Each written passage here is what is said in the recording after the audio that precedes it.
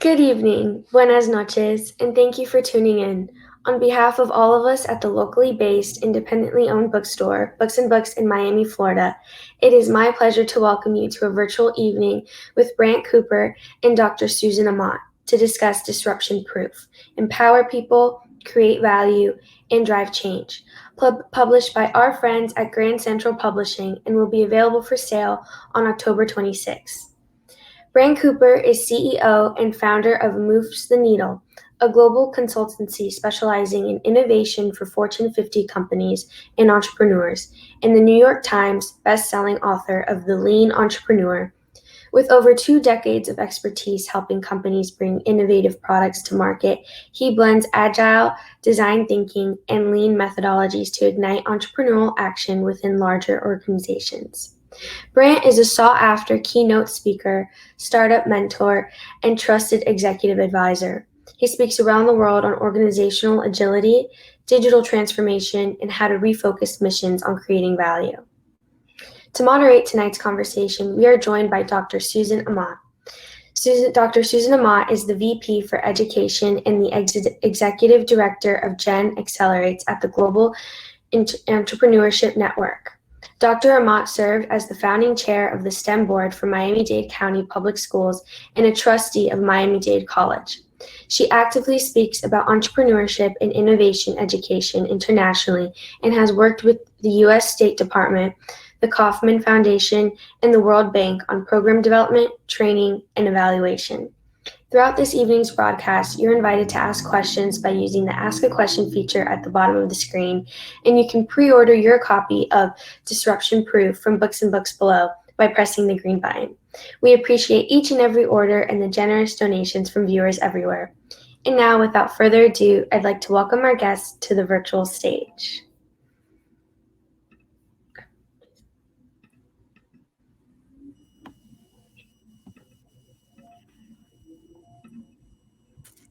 Hello, everyone. Hey, Susan. Hi, it's really a pleasure to be here with you. We've been a fan of Brant for many, many years, and this new book brings all of the exciting pieces that we learned from the Lean Entrepreneur and takes it 20 steps further. So let's start with, what does the term disruption proof mean? Yeah, thanks, Susan, for joining me here. Really great to see you. So disruption has this connotation around startups, really comes out of Clayton Christensen's Innovator's Dilemma, really popularized the term of disruptive innovation and talking about disruptions. And so there's a lot of thought around disruption as being, okay, startups are going to come take away the big business market. And I think that that's true. But what came out of this last year was that that's not the only way we can be disrupted. And I didn't really set out to write a pandemic book, but I think that the pandemic has really brought home this idea that we live in a world that there's all sorts of things that go on now that can disrupt our business. And it affects not only the big corporations, but it affects small businesses, and it affects all of our other institutions as well, nonprofits, government, education. And so disruption is to me, it's sort of the new norm. We're just going to continue to have these things that ripple through our economy and affect our institutions. And so in my view, we need to change the way we're managing our businesses now so that they can become disruption proof, so that they can withstand these storms. And that's really what the book ended up being. So you and I are pretty opinionated people. Let's start with coming up with a couple of definitions for terms that will help us kind of anchor some of these ideas during this discussion. So what does innovation mean to you, and why does no one define it ever? I wish I could answer that last question first. But I'm sort of almost have a reputation now on innovation stages around the world about saying, stop using the word innovation. And really, it's because people don't stop and define it. And the extraordinary thing is that means within one organization, you've got multiple definitions of it going around. And so your chief technology officer is, well, invention is innovation. Innovation is invention. That's new technology. And it's how we bring, grand ideas, new technology to solve problems. And that's all good. And human resources people might be going, listen, innovation is really more about how we operate as a business, and we need to open up our floor plans and make things, funner. And we're going to have Nerf guns and scooters and Coke in the refrigerator or whatever, and so that's how they can recruit young people that want to work in that sort of environment. And so that's innovation to maybe the head of HR. And so to me, I like to define it as being anything new that creates value at some scale, right? So we can have innovative ideas that go nowhere, and it's kind of tough to define that as innovation. But it needs to be beyond technology. It could just be a mindset and us looking at things differently and then creating new value for stakeholders is really my definition of innovation. What about you, though? What's your perspective on that, Susan?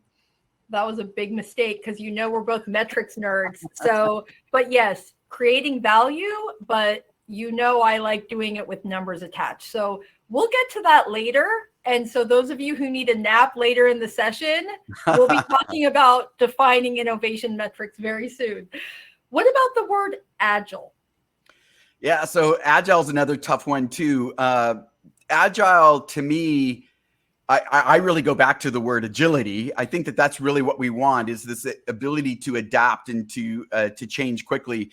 Whenever I was doing a presentation and I'd bring up agile, I had a picture of a couple of meerkats. And I love the meerkats because they poke their head up and they're looking around. And to me, that actually represents agile very well. Agile is that we take time to pause, to look around us, look both internally as well as externally, see if there's new information that we should be, incorporating into our businesses, and then the ability to change our plans based upon that information. Maybe it's no changes required, but if there's big things going on, say like a pandemic, then maybe we need to change how we're allocating our resources and what we're doing as businesses in order to respond quickly. And so that's sort of this, the hallmark of agile and agility. Now, as you well know, agile has a more formal meaning. It started out in software development circles, typically in Silicon Valley, but spread quickly elsewhere. And there are now implementations of formal capital A agile that go on inside of large organizations. And they often focus on structure rather than the behavior. And so I want us, at least today here in this conversation, when we talk about agile, that we're really talking about the principles of agility, this means of being able to take in new information, change our plans if necessary, and continuously improve the way we create value for our stakeholders. So we're really talking about a mindset. And so much of the book deals with the cultural and mindset shift to make us stronger as individuals, as leaders, and ultimately as an organization, which I thought was, there are so many different anagrams and lists that I don't even know where to start because each of them meant different things to me. So we're gonna start really simply at the foundation. How can an organization become more disruption proof? And I think I'd love for you to kind of compare it when you think about a startup becoming disruption proof versus these corporations that you've worked in for so long coming in and being able to look with fresh eyes and help them restructure from the top down and the bottom up. Can you kind of give us that comparison? Yeah, I think it's, I think that, listen, you don't get to the top of corporations without being a super intelligent person, very experienced, somebody who is a good leader. But I think that when we're talking about the level of change that's required in order to become disruption proof, we tend to fall into these words of digital transformation and innovation and that sort of thing. And because we connect those things so much with technology, we sort of get into this mode where we think that the technology is going to cure the problem for us. Like if we just are able to invent new technology, then suddenly we're going to discover this new business model and we're all going to be fine and hunky-dory going forward. And it's not the case. So the type of transformation that has to go on needs to be started, and really there needs to be cheerleading from the very top, from the C-suite and even the board. And I do believe that most corporations recognize at that level that there's fundamental change that's needed. But the problem is that the program itself can't be driven top down, because the change that has to happen is a mindset and behavior change that is ground up. And so that's the thing that I think organizations struggle with. They often hire, big consulting firms, and they sort of try to implement these processes and systems and even tools, and they force it this top down way. And yet the people, in the trenches are all like, no, I've seen this every year. We do this every year, and there's no change, and nobody changes my incentive, and nobody teaches me how to do it, and nobody actually listens to what I say. The people on the ground floor are often the ones that run into the issues that the digital age has brought, and yet nobody is really connecting with them and checking in with them to see what they're saying and how would they improve things. And so really we're talking about, a pincer move. The top down says, yes, we have to change, but we have to actually get the behavior change at the grassroots, at the ground up layer. And from there, we can actually start going through these different phases of permanent transformation. If we look at it from a startup perspective, typically you are very resource constrained and face a ton of uncertainty, right? So the big company has figured out their market for the most part until they're disrupted. Yep. And the small business, the startup, actually doesn't really understand a whole heck of a lot about their market at all. That's why they have to seek investment, because they need the money in order to go improve this new market. They need the money in order to create a blueprint that shows them how to grow. So in a constrained environment like that, the teams are naturally agile. They have to be taking information because that's how they're learning. They naturally, wear multiple hats, because it's not really about your job function as it is, can we survive another month, another quarter?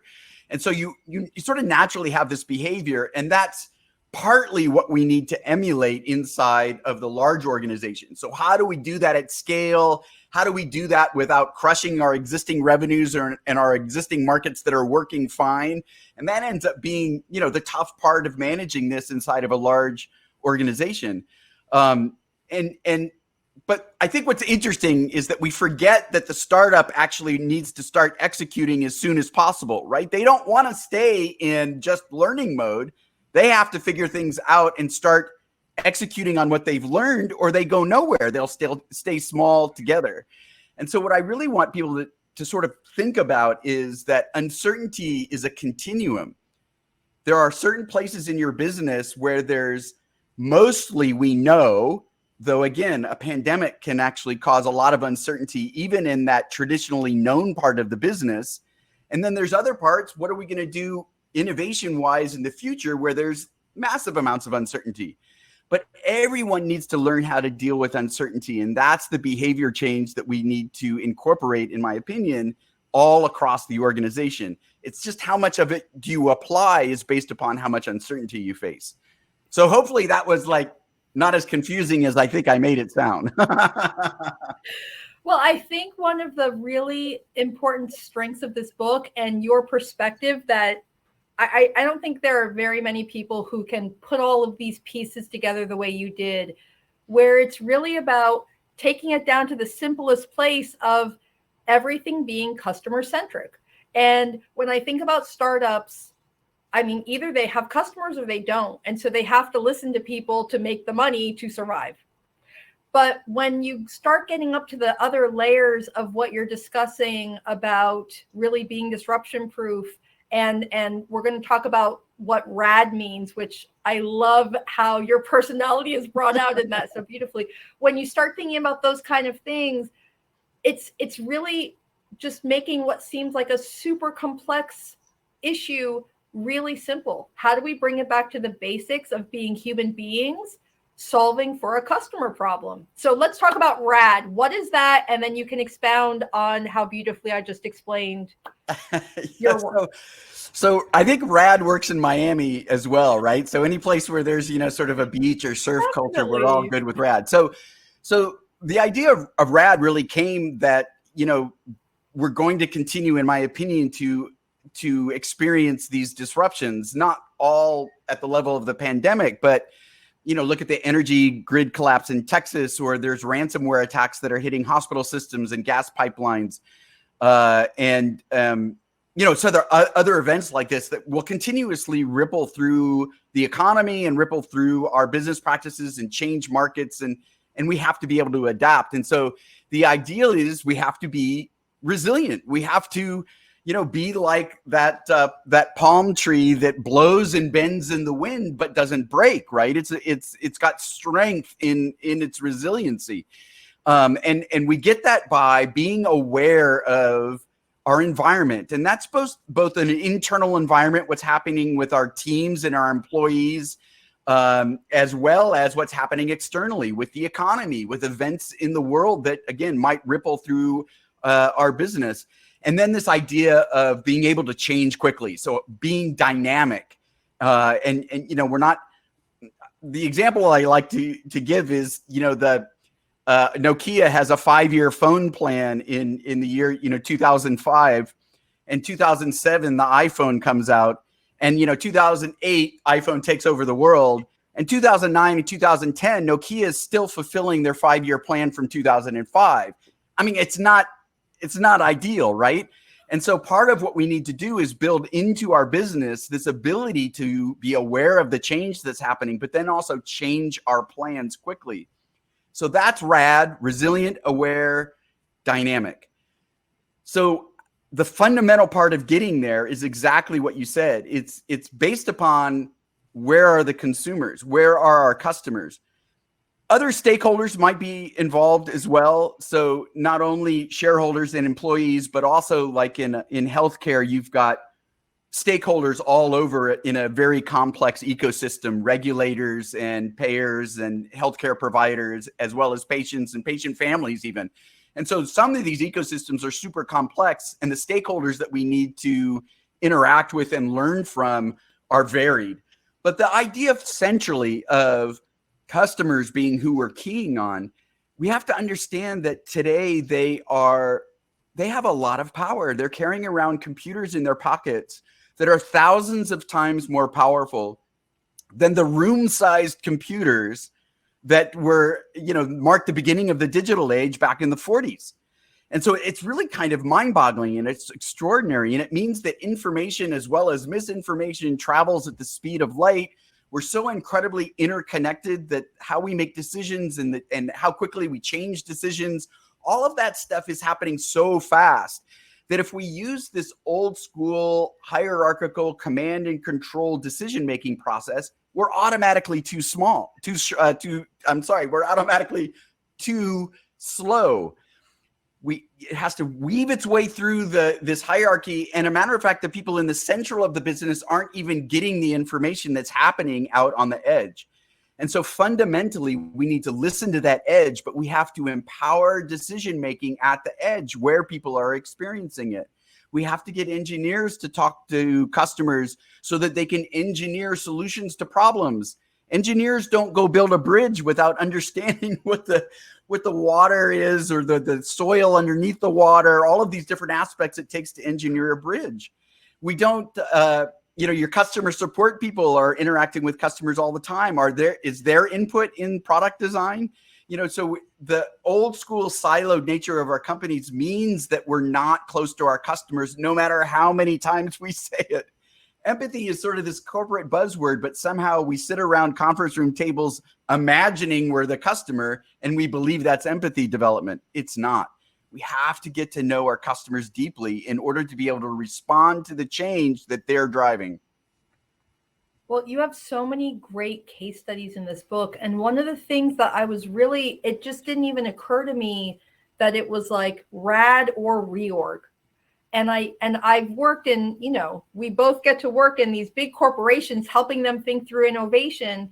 And one in particular that's in my mind, reorgs every year. I can't even track what the name changes are and all of the anagrams they have. It's a challenge. So yep.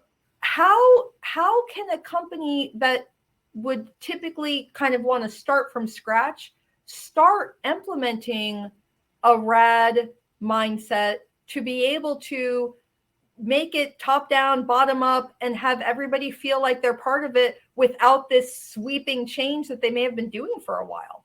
Yeah, it's it's a great point, and I think that one of the optimistic points of view that I try to bring to the book is that maybe it's a surprise, but every business out there actually likely already has the people necessary to get this going. So you can hire the big consulting firms, or you can hire the agencies that are around the world. And there's some very good ones out there that can help you with agile and design thinking and lean innovation and all of these type of things. But in this day and age, almost all companies already have those people. And so it's not a bad first step is to get those people together and have them start practicing this mindset. So I really am a big fan. I call the first phase kickstart. And the reason is because you don't want to endlessly plan the change or you'll never get going. Again, and this is sort of, Susan, this is very startup-y, is right. Just get going. Don't sit there and plan forever. You got to get going because moving quickly is part of this. And so I have this idea, there's multiple versions of this, but you run these things I call impackathons. And impackathons are 2-day events where you go to leadership or you allow individuals to come up with their own ideas on how to improve the business. This isn't really, it can be, but it's not necessarily, again, long-term innovation or new products or new markets. All of those things are fine. But you can also just go to leaders and say, what's keeping you up at night? Where is your uncertainty? What are you worried about? And you can have a team practice this sort of innovation, entrepreneurial mindset, this RAD mindset in solving real business issues. And you get so much progress done in 2 days. And the idea there, of course, is not to just come up with a product. It's actually to practice this customer centricity, right? So it's understanding what the real needs are. It's then hypothesizing what a solution might be. It's running experiments to validate or invalidate assumptions. It's using your favorite thing, data and evidence in order to figure out whether this is the right way to go or not. And so we start bringing out this entrepreneurial mindset in a 2-day event, tackling real business issues. And guess what? Using the expertise and the abilities of people that are already inside your business, and they get to apply this, and it's a fun way to work, and people are enthusiastic and they're happy and they're just like going to make them more productive, and you're solving real business issues. And leadership gets to go, wow, I had no idea we had this ability. I had no idea that we could move this quickly. I had no idea that we could drive impact this quickly. And that can really be this first step towards creating momentum around permanent change. And it's going to be way more effective, than somebody from the top saying, hey, okay, new idea this year. We're all going to be more agile. Now go do it. Right. So it's like, got to get that behavior change built into the process right from the get-go. And again, the power's already there. It's already there. People want to work this way. They don't necessarily know how, but you have people in there that can even teach them. And it's a way that really, it just blows me away. We can get started right away. There's nothing more painful to me than starting on one of these kind of engagements and they're focusing on the launch instead of all the details.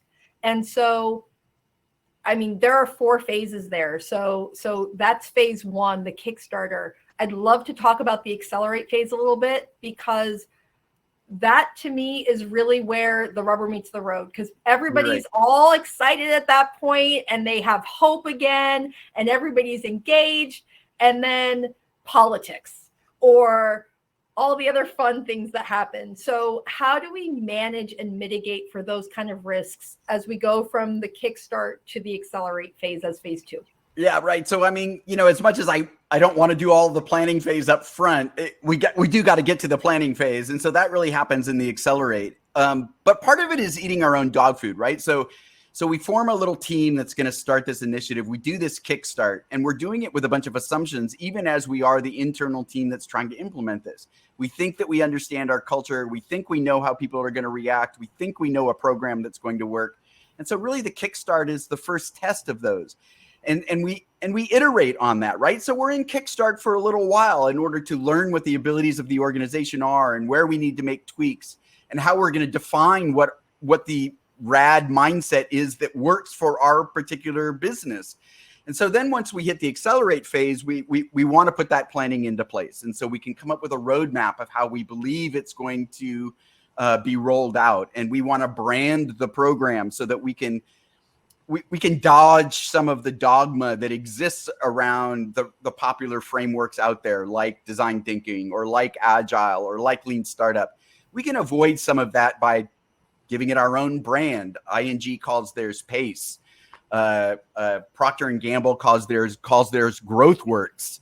Humana calls theirs Fast Start. So there's all of these examples of other organizations that have begun this process or are very far down the path, and they brand that name because it's something that everybody inside the company can grasp onto, and then you own the definition of what that rad program is.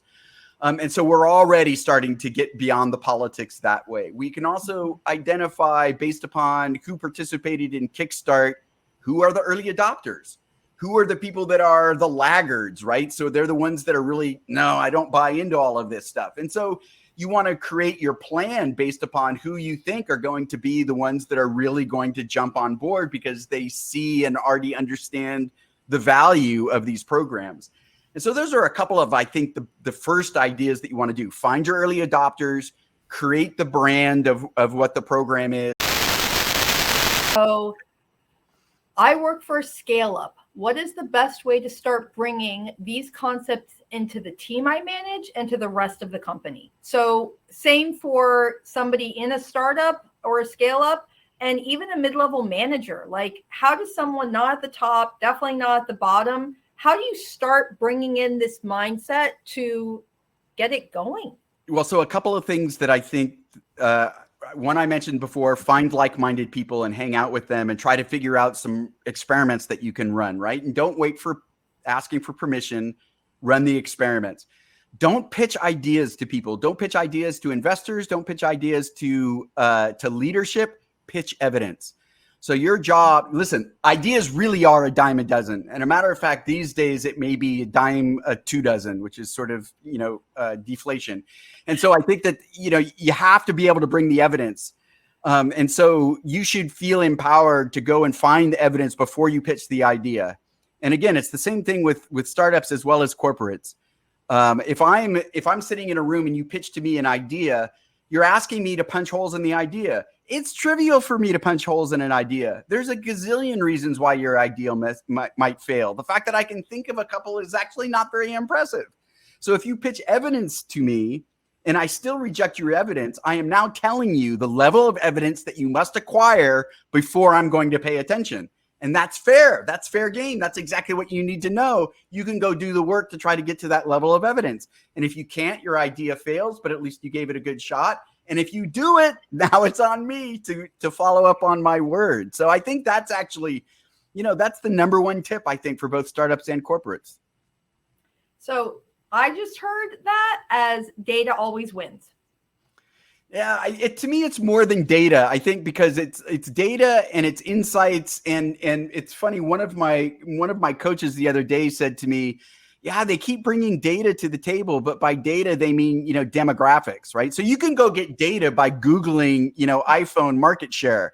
So that's not what Susan and I mean by data. What we mean by data is really gets back to that customer behavior. How are they engaged? Are they, what is the communication like? Have you learned any insights from these people? To me, for most companies, IP doesn't really matter anymore. It's not true, obviously, if you're a technical company and you're responsible for investing. But if you know something about your customer that nobody else knows, that's gold.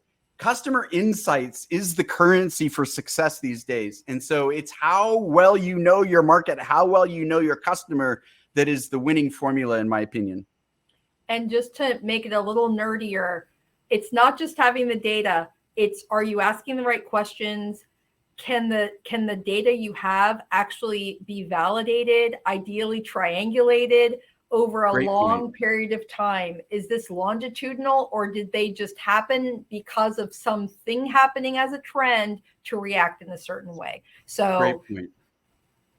anyway, Brant, this was so fun. Thank you very much for sharing. I love your amazing experiences. How easy would it be to go on for another hour? I mean, yeah, I love this stuff, and I really appreciate you hosting me here, and for everybody showing up. And I'm doing this virtual tour all across the country, and I'm really trying to drive sales through the independent bookstores.